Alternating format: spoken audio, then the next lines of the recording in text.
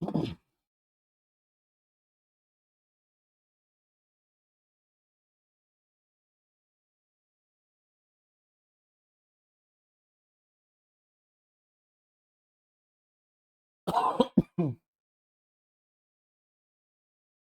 दोस्तों, स्वागत है आपका उपनिषद एकेडमी में। दोस्तों, आज हम चर्चा करेंगे हमारे एमपीपीएससी के असिस्टेंट प्रोफेसर के संदर्भ में यूनिट नंबर 1 का एक महत्वपूर्ण टॉपिक है और टॉपिक का नाम है वर्ण व्यवस्था। जैसा कि आप जानते हैं कि 29 सितंबर से हमारा बैच प्रारंभ हो चुका है एमपीपीएससी के असिस्टेंट प्रोफेसर के लिए। इसका नोटिफिकेशन दिसंबर तक आने की संभावना है और एग्जाम आपका अप्रैल तक होने की संभावना है। वो इसलिए क्योंकि एमपीपीएससी में सेट का नोटिफिकेशन आ चुका है और एमपी में सेट का नोटिफिकेशन का मतलब भी यही होता है कि एपी की आने की संभावना है, असिस्टेंट प्रोफेसर के परीक्षा होने की संभावना है। ठीक है। अब पेपर अगर अप्रैल में हो रहा है तो नोटिफिकेशन दिसंबर में आता है, तो आखिरी के 90 दिनों में तैयारी प्रेशर में होती है और कभी कभी आधी अधूरी तैयारी होती है। इसलिए हमने 29 सितंबर से ही, जैसे ही सेट का नोटिफिकेशन आया उसके साथ ही हमने अपना तैयारी शुरू कर दी है। ठीक है, 10 यूनिट है हमारे सिलेबस में, यूनिट नंबर 1 चल रही है हमारी और इस संडे तक यूनिट नंबर 1 हमारी पूरी कंप्लीट हो जाएगी। यानी 10 से 15 दिनों में एक-एक यूनिट कंप्लीट होती जाएगी और हमारा टारगेट है जनवरी के फर्स्ट वीक तक आपका सिलेबस कंप्लीट कराना, ताकि मार्च, अप्रैल, मई, सर माफ कीजिएगा, फरवरी, मार्च, अप्रैल पूरा 2 ढाई महीने रिवीजन चलेगा। ठीक है? तो अगर आप ज्वाइन करना चाहते हैं एमपीपीएससी के असिस्टेंट प्रोफेसर के बैच को, तो आप ज्वाइन कर सकते हैं। तो चलिए प्रारंभ करते हैं आज का लेक्चर। तो ये जो टॉपिक है हमारा, वो एमपीपीएससी की असिस्टेंट प्रोफेसर की परीक्षा में इकाई नंबर 1, पाठ्यक्रम के इकाई नंबर 1 में शामिल है। ठीक है। कोई भी डाउट हो, कोई भी क्वेश्चन हो, लाइव क्लासेस चल रही हैं, आप क्वेश्चन पूछ सकते हैं और यही लाइव क्लासेस का सबसे अच्छा फायदा होता है कि आप डायरेक्ट क्वेश्चन पूछ सकते हैं, ठीक है, चैट बॉक्स के माध्यम से। तो चलिए प्रारंभ करते हैं आज का लेक्चर। जब हम बात करते हैं वर्ण व्यवस्था की, तो जैसा कि हम जानते हैं कि प्राचीन भारत में या भारतीय सामाजिक व्यवस्था का आधार रहा है वर्ण व्यवस्था। जैसे वर्तमान में भारत की सामाजिक व्यवस्था का आधार है जाति व्यवस्था, तो ये कास्ट सिस्टम भी वर्ण व्यवस्था का ही परिवर्तित और संशोधित रूप है, लेकिन काफी एक प्रकार से असमानता पैदा करने वाला रूप है। लेकिन वर्ण व्यवस्था ऐसा नहीं थी। देखिए, जब वैदिक सभ्यता स्थापित हुई आर्यों के द्वारा भारत में लगभग आज से 3500 साल पहले, तो 1500 से 1800 बीसी के बीच में वैदिक सभ्यता के दौरान वर्ण व्यवस्था की उत्पत्ति उभर कर सामने आती है। तो एक ऐसी व्यवस्था जिसने कार्यों के आधार पर, पेशे के आधार पर, योग्यता के आधार पर समाज का वर्गीकरण किया। तो वर्ण व्यवस्था क्या थी? वर्ण व्यवस्था भारतीय समाज में सामाजिक वर्गीकरण की एक प्रणाली है। सोशल स्ट्रेटिफिकेशन का या सोशल क्लासिफिकेशन का एक सिस्टम था वर्ण व्यवस्था, जिसमें समाज को 4 वर्णों में बांटा गया था। ठीक है, ब्राह्मण, क्षत्रिय, वैश्य और शूद्र। ठीक, क्योंकि अब वैदिक सभ्यता की बात हो रही है और वैदिक सभ्यता में 4 वेदों की रचना हुई, जिसमें सबसे प्रथम वेद है ऋग्वेद। ठीक है, और ऋग्वेद में है 10 मंडल। तो प्रश्न यहां से बनता है कि वर्ण व्यवस्था का उल्लेख कौन से वेद में मिलता है? तो ऋग्वेद में इसका सबसे पहला उल्लेख मिलता है। 10 मंडल है ऋग्वेद में, ठीक है, टुल। तो कौन से मंडल में वर्ण व्यवस्था का उल्लेख मिलता है? तो 10वें मंडल में हमें वर्ण व्यवस्था का उल्लेख मिलता है। ठीक है, या तो डेटाबेस क्वेश्चन वाले प्रश्न आते हैं।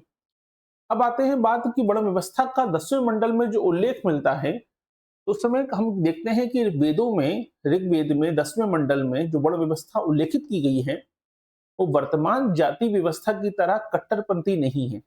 वर्तमान जाति प्रथा की, जाति व्यवस्था की तरह रूढ़िवादी और कहीं ना कहीं असमानता पैदा करने वाली नहीं थी। वैदिक काल में जिस वर्ण व्यवस्था का उल्लेख किया गया, वो वर्ण व्यवस्था कर्म और गुणों पर आधारित थी, ना कि जन्म पर। हाँ, वैदिक काल को 2 भागों में बांटा गया है, जैसा कि आपने इतिहास में पढ़ा भी होगा, वैदिक ऋग्वैदिक काल और उत्तर वैदिक काल। ठीक है, ऋग्वैदिक काल क्यों कहते हैं? क्योंकि इस समय ऋग्वेद की रचना हुई है। तो 1500 बीसी से लेकर 1000 बीसी तक का समय जो है 500 सालों का, इसे वैदिक काल कहा जाता है। इस वैदिक काल में जो वर्ण व्यवस्था थी वो गुणों और कर्म पर आधारित थी।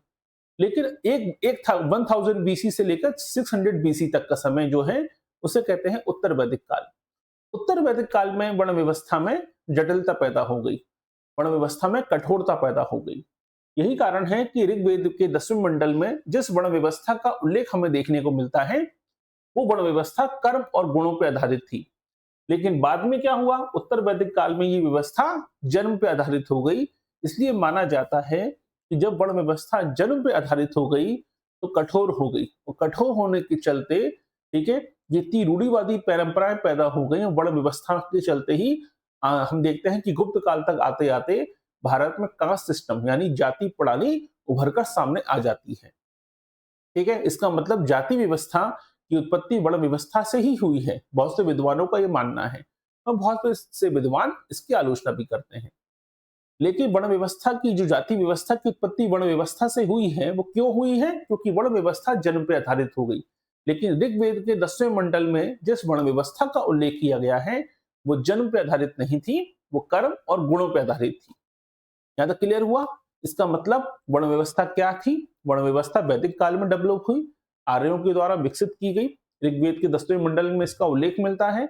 कर्म और गुणों के आधार पर समाज के वर्गीकरण करने वाली एक प्रणाली थी वर्ण व्यवस्था, जिसमें कुल मिला के 4 वर्णों में समाज को वर्गीकृत किया गया था।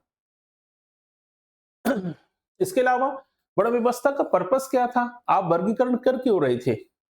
भाई, गुणों के आधार पर, कर्म के आधार पर, योग्यता के आधार पर जो वर्गीकरण हो रहा था, जैसे वर्तमान समाज में, आधुनिक समाज में जब हम दुर्खिम पढ़ते हैं तो दुर्खिम ने क्या कहा? समाज में श्रम विभाजन की बात की है। याद रखिए, आधुनिक समाज भी श्रम विभाजन के आधार पर बटा हुआ है। याद रखिए, ठीक है। उसी प्रकार वर्ण व्यवस्था में भी श्रम विभाजन की बात की गई है, गुणों के आधार पर, योग्यता के आधार पर, कर्म के आधार पर। इसलिए समाज में संतुलन और कार्य विभाजन करने के लिए वर्ण व्यवस्था को लाना जरूरी था। अगर व्यक्ति समाज में कार्यों का विभाजन नहीं होगा, ठीक है, वो आपका श्रम का विभाजन नहीं होगा, तो विरोधाभास पैदा हो सकता है। कहीं ना कहीं समाज में एक प्रकार से अशांति पैदा हो सकती है। तो आपको योग्य लोगों को योग्य पदों पर पहुंचाना होता है, याद रखिए। ठीक है, तो वर्ण व्यवस्था का उद्देश्य क्या था? वर्ण व्यवस्था का उद्देश्य था समाज में संतुलन और कार्य विभाजन लागू करना। अब बात आती है कि वर्ण व्यवस्था शुरुआत में तो हम जानते हैं कि कहीं ना कहीं कर्म पे आधारित थी, योग्यता पे आधारित थी। और जो व्यवस्था योग्यता और कर्म पे आधारित हो, तो व्यक्ति अपने कर्म बदलकर अपने वर्ण को चेंज भी कर सकता है, अपनी योग्यता को बढ़ाकर अपने वर्ण को परिवर्तित भी कर सकता है। लेकिन जब उत्तर वैदिक काल में वर्ण व्यवस्था जब जन्म पे आधारित हो गई, धीरे धीरे ये व्यवस्था में जन्म पे आधारित होने के चलते जाति व्यवस्था के रूप में उभर कर सामने आई। इसका मतलब जाति व्यवस्था वर्ण व्यवस्था का ही संशोधित रूप है और कट्टरपंथी स्वरूप है, ताकि जटिल स्वरूप है अपने आप में, जो केवल जन्म को ही महत्व देता है, योग्यता और कर्म को महत्व नहीं देता। अभी हम देखेंगे कि वर्ण व्यवस्था में और जाति व्यवस्था में अंतर क्या होता है। यहां तक क्लियर हुआ? तो ये तो वर्ण व्यवस्था का हमने इंट्रोडक्शन पढ़ लिया, वर्ण व्यवस्था का हमने परिचय पढ़ लिया। अब बात आती है वर्ण व्यवस्था के इतिहास को लेकर, थोड़ा सा इसका बैकग्राउंड समझते हैं। अभी तो हमने केवल वैदिक सभ्यता के दौरान क्या हुआ वर्ण व्यवस्था में ये समझा है। वर्ण व्यवस्था के इतिहास की बात करें तो वर्ण शब्द जो है, वर्ण व्यवस्था में वर्ण शब्द जो है वो संस्कृत के वर्ण धातु से बना है, जिसका मतलब होता है वर्ण करना, यानी चुनाव करना। क्या चुनाव करना? पेशा।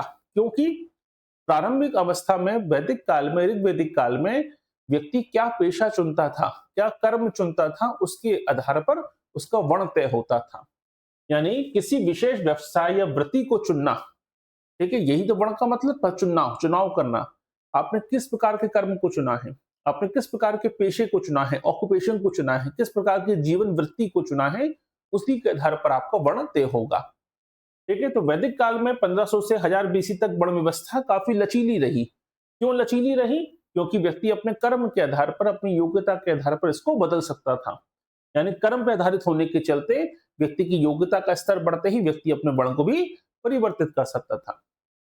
लेकिन उत्तर वैदिक काल में क्या हुआ? उत्तर वैदिक काल में यह व्यवस्था जन्म पे आधारित हो गई, और जो चीज जन्म पे आधारित हो जाए तो फिर इसको बदलना असंभव हो जाता है, क्योंकि जिस प्रकार से कास्ट सिस्टम है, ठीक है, इसलिए कहते हैं ना, जो कभी नहीं जाती उसे कहते हैं जाति। यानी आप जिस जाति में पैदा होते हैं उसको आप कभी खत्म नहीं कर सकते, क्योंकि जाति व्यवस्था जन्म पे आधारित होती है। तो यही उभर कर सामने आया उत्तर वैदिक काल में वर्ण व्यवस्था के साथ। जब तक वर्ण जन्म पे, आपके कर्म पे आधारित थे, योग्यता पे आधारित थे, पेशे पे आधारित थे, वो काफी लचीली व्यवस्था थी। लेकिन उत्तर वैदिक काल में यही वर्ण व्यवस्था कायम हो गई, जन्म पे आधारित हो गई और काफी कठोर हो गई। तो ये थोड़ा सा इसका इतिहास आपको क्लियर होना चाहिए। अब वर्ण व्यवस्था की उत्पत्ति को लेकर अलग अलग सिद्धांत भी रहे हैं, समाजशास्त्र में भी और समानता विचारकों में भी। ठीक है, सबसे पहला सिद्धांत जो वर्ण व्यवस्था की उत्पत्ति को लेकर है, जिसे हम शास्त्रीय सिद्धांत भी कहते हैं, जिसे हम देवी सिद्धांत भी कहते हैं। ठीक है, अब वैसे तो ये सिद्धांत प्रमाणित नहीं माना जाता, लेकिन हमारे ग्रंथों में, हमारे शास्त्रों में, हमारे बहुत से धार्मिक ग्रंथों में इस सिद्धांत को वर्णित किया गया है। ठीक है, और इस सिद्धांत को हम कहते हैं देवी सिद्धांत या शास्त्रीय सिद्धांत भी कहते हैं। ये सिद्धांत क्या है? ये सिद्धांत ऋग्वेद का 10वें मंडल है। अभी हमने चर्चा करी थी 10वें मंडल में हमें वर्ण व्यवस्था का उल्लेख मिलता है। तो उस 10वें मंडल में पुरुष सूक्त का उल्लेख किया गया है। ठीक है, पुरुष सूक्त में क्या कहा गया है? इसमें यह कहा गया है विराट पुरुष यानी ब्रह्मा, तो विराट पुरुष के विभिन्न अंगों से 4 वर्णों की उत्पत्ति हुई है। मुख से ब्राह्मणों की उत्पत्ति हुई, भुजाओं से क्षत्रियों की, जांघों से वैश्य की और पैरों से शूद्र की उत्पत्ति हुई है। ठीक है, और इसी आधार पर श्रम विभाजन के प्रतीक के रूप में इसका वर्णन किया गया है। यानी मुख से उत्पत्ति हुई है ब्राह्मणों की, ठीक है, तो भुजाओं से क्षत्रियों की, उदर से वैश्यों की और पैरों से शूद्र की उत्पत्ति हुई है। इसे कहते हैं देवी सिद्धांत। लेकिन समाज शास्त्रियों के द्वारा वैज्ञानिकता के आधार की कमी के चलते इस सिद्धांत को नकार दिया गया है। याद रखिए, क्लियर यहां तक? अगर इस प्रकार का कोई सिद्धांत लागू होता तो समाज में वर्ण व्यवस्था वर्तमान में भी लागू होती। कभी भी आप ब्रह्मा के मुख से पैदा हुए संतान को या भुजाओं से पैदा हुए संतान के आधार बनाकर अगर समाज का वर्गीकरण हुआ होता व्यवस्थित तरीके से, तो इसको नकारना इतना आसान नहीं होता। यही कारण है कि वर्ण व्यवस्था ठीक है समाप्त हो गई, क्योंकि वो सामाजिक व्यवस्था है, वो कोई देवी सिद्धांत नहीं है। देवताओं ने उस व्यवस्था को नहीं बनाया है, सोसाइटी ने उस व्यवस्था को बनाया था, और जिस व्यवस्था को समाज बनाता है वो परिवर्तित भी हो जाती है। ठीक है, दूसरा सिद्धांत है रंग सिद्धांत। बहुत से विद्वानों का कहना यह था कि जो वर्ण होते हैं इनका मतलब होता है रंग, यानी आपका कलर क्या है। क्योंकि जो आर्य भारत में आए, क्योंकि आर्य भारत के मूल निवासी नहीं है, भारत की जो आदिम जातियां हैं वो भारत की मूल निवासियां हैं, जनजातियां जो हैं। ठीक है, जो आर्य भारत में आए तो अपने आप को श्रेष्ठ समझते थे। आर्य शब्द का मतलब भी होता है श्रेष्ठ। तो स्वयं को उन्होंने श्वेत वर्ण का माना, और यहाँ पर रहने वाले जो 2 लोग थे, मूल निवासी थे, उनको दस्यु या स्थानीय निवासियों को दास या दस्यु कहा, और उन्हें कृष्ण वर्ण का माना, यानी अपने आप को गोरा और सामने वाले को काला, जैसा कि अमेरिका में हुआ। ठीक है, उसी प्रकार से रंग के आधार पर समाज का वर्गीकरण किया। तो रंग सिद्धांत कहता है कि वर्ण का मतलब रंग भी होता है, इसी कारण रंग के आधार पर भी वर्गीकरण देखने को मिलता है। लेकिन ये सिद्धांत भी प्रमाणित नहीं है। क्या मनुष्य के केवल 4 रंग होते हैं? स्वाभाविक सी बात है। क्या कोई शूद्र गोरा पैदा हो जाए तो क्या उसे ब्राह्मण मान लिया जाएगा? या ब्राह्मण में कोई व्यक्ति कृष्ण वर्ण का पैदा हो जाए तो क्या उसे शूद्र मान लिया जाएगा? नहीं, क्योंकि वर्ण व्यवस्था कर्म और योग्यता पर आधारित थी। रंग पर आधारित कि हमें प्रमाण कभी प्राप्त नहीं होते। इसलिए बहुत से विद्वानों ने इस सिद्धांत को भी नकार दिया। ठीक है, फिर आता है गुण सिद्धांत। गुण सिद्धांत ये कहता है कि वर्णों का विभाजन मानवीय गुणों के आधार पर किया गया था। जैसा कि हमारे सनातन परंपरा में कहा गया है, ठीक है, वेदों में भी इसका उल्लेख मिलता है कि मनुष्य में 3 प्रकार के गुण होते हैं। कौन कौन से? सत्व गुण, रजोगुण और तमस गुण। जिन लोगों में सत्व गुण की प्रधानता होती है उन्हें ब्राह्मण कहलाए, जिनों में रजोगुण की प्रधानता होती है उन वो क्षत्रिय कहलाए, जिनमें रजो यानी रजस और तमस दोनों गुण की प्रधानता होती है वो वैश्य कहलाए, और जिनमें केवल तमोगुण की प्रधानता होती है वो शूद्र कहलाए। तो गुणों के आधार पर जो 3 गुण बताए गए हैं, जिसका उल्लेख हमें महाभारत में भी मिलता है, जिसका उल्लेख हमें भगवत गीता में भी मिलता है, गुणों की हम बात करते हैं। तो 3 प्रकार के गुणों के बेसिस पर वर्गीकरण किया गया समाज का, रजोगुण, तमस गुण और सात्विक गुण या सत्व गुण। ठीक है, तो ये कहलाता है गुण सिद्धांत। ये केवल हमारा वेदों में या कहीं ना कहीं हमारी स्मृतियों में और हमारे पुराणों में भी इसी प्रकार के गुणों का उल्लेख किया गया है। ठीक, यहां तक क्लियर हुआ? तो ये 3 महत्वपूर्ण सिद्धांत हैं। तीनों सिद्धांत प्रमाणित नहीं है, कोई वैज्ञानिक विधि नहीं है इनको मानने की, और कोई आज तक वैज्ञानिक सिद्धांत प्रस्तुत नहीं हुआ है, क्योंकि वर्ण व्यवस्था हमारे वेदों में उल्लेखित है, हमारे धर्मशास्त्रों में उल्लेखित है। याद रखिए, ठीक है, इसको वैज्ञानिक आधार पर निर्मित नहीं किया गया था, ये सामाजिक वर्गीकरण का आधार है, इसलिए इसके सिद्धांत भी सामाजिक स्तर पर देखे जाते हैं। लेकिन 3 महत्वपूर्ण सिद्धांत हैं जो हमने पढ़े हैं वर्ण व्यवस्था की उत्पत्ति के संदर्भ में। हाँ, गुण वाला टॉपिक से क्वेश्चन आ चुका है। अब आते हैं, बात करते हैं चारों वर्णों के, उनके कर्तव्यों की। तो मनुस्मृति में, ऋग्वेद में, अलग अलग धर्म शास्त्रों में, ठीक है, चारों वर्णों के कर्तव्यों का उल्लेख किया गया है।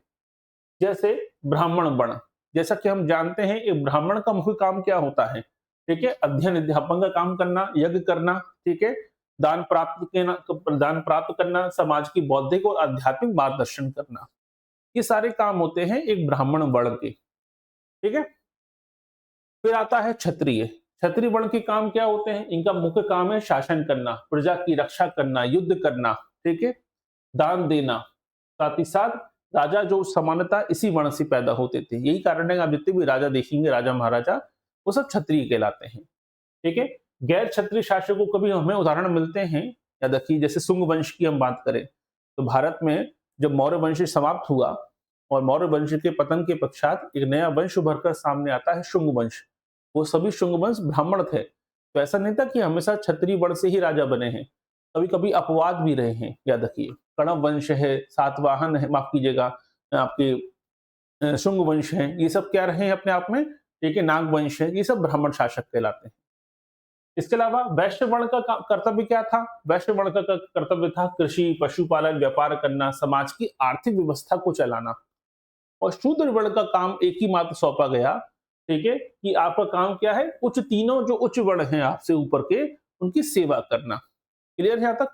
तो ये वर्णों के कर्तव्य भी डिसाइड किए गए हैं, लेकिन ये भी कोई वैज्ञानिक आधार नहीं है, बस समाज ने कार्यों का विभाजन इस प्रकार से कर दिया गया। अगर वर्ण व्यवस्था कर्म पर आधारित होती तो शूद्र व्यक्ति भी अपने कर्मों के माध्यम से, अपनी योग्यता के माध्यम से आगे बढ़ता था वैदिक काल में। लेकिन उत्तर वैदिक काल तक आते आते ये व्यवस्था जब जन्म पर आधारित हो गई तो शूद्रों को नीचे की धकेल दिया गया। ठीक है, याद रखिए, उनको आगे बढ़ने से रोक दिया गया। तो वर्ण व्यवस्था के अंतर्गत सभी वर्णों के कर्तव्य भी आपको क्लियर होने चाहिए। अब बात आती है कि जो वर्ण व्यवस्था थी, तो फिर जाति व्यवस्था उभर कर कैसे आई? ये तो क्लियर हो चुका है कि जब वर्ण व्यवस्था जन्म पर आधारित हो गई तभी जाति व्यवस्था की उत्पत्ति होती है। तो दोनों में डिफरेंस क्या था? दोनों में सबसे पहला डिफरेंस क्या था कि वर्ण कर्म और योग्यता पर आधारित थे। भले ही वो आगे जाकर जन्म पर आधारित हो गए, लेकिन वर्ण व्यवस्था की उत्पत्ति कर्म और आपकी योग्यता पर आधारित आधार पर की गई थी। लेकिन जाति व्यवस्था हमेशा से ही क्या किस पर आधारित रही है? जाति व्यवस्था हमेशा से ही जन्म पर आधारित रही। इसलिए कहा जाता है जो कभी नहीं जाती उसे कहते हैं जाति। ठीक है, वर्णों में मुख्यतः 4 वर्ण होते हैं बस, ब्राह्मण, क्षत्रिय, वैश्य और शूद्र। लेकिन जातियों में हजारों जातियों का उल्लेख आपको मिलेगा। तो दो अंतर आपको क्लियर हो गए, क्योंकि वर्ण व्यवस्था कर्म पर आधारित थी, पेशे पर आधारित थी, योग्यता पर आधारित थी, इसलिए काफी लचीली व्यवस्था थी। व्यक्ति अपने कर्मों को बदलकर अपनी सामाजिक स्थिति बदल सकता था। इसका मतलब वर्ण व्यवस्था में सोशल मोबिलिटी यानी सामाजिक गतिशीलता संभव थी। आप समाज की जो विभाजन किया गया है, जो पद सोपान तय किया गया है, देखिए, उसमें आप ऊपर नीचे हो सकते थे।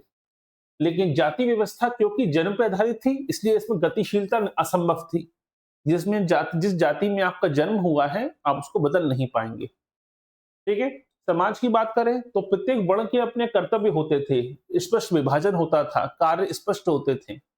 लेकिन जाति तो बनी है जन्म पर आधारित होने के चलते, इसलिए कहीं ना कहीं जाति धार्मिक सामाजिक भूमिका निभाती है, बस कर्तव्य की बात नहीं करती है। समाज में आपकी प्रतिष्ठा तय करती थी, समाज में आपकी स्थिति तय करती है।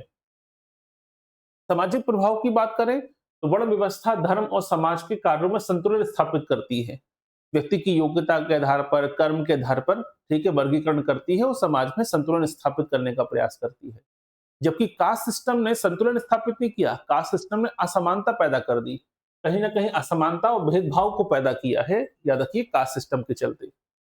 वर्ण व्यवस्था ने वेदों और धर्मशास्त्रों में वर्ण व्यवस्था का हमें उल्लेख मिलता है। लेकिन कास्ट सिस्टम की हम बात करें तो सामाजिक व्यवहार और संस्कृति में रूप से डेवलप हुई है, याद रखिए। कास्ट सिस्टम का उल्लेख हमें किसी भी वेदों में, कहीं पे भी पुराणों में, कहीं भी हमें वर्ण व्यवस्था, जाति व्यवस्था का उल्लेख नहीं मिलता। लेकिन वर्ण व्यवस्था का उल्लेख हमें ऋग्वेद के 10वें मंडल में पुरुष सूक्त के रूप में प्राप्त होता है। यानी वर्ण व्यवस्था के प्रमाणित उल्लेख मिलते हैं हमें शास्त्रों में, लेकिन कास्ट सिस्टम का, जाति व्यवस्था का हमें पुराणों में, साहित्यों में कहीं भी उल्लेख नहीं मिलता।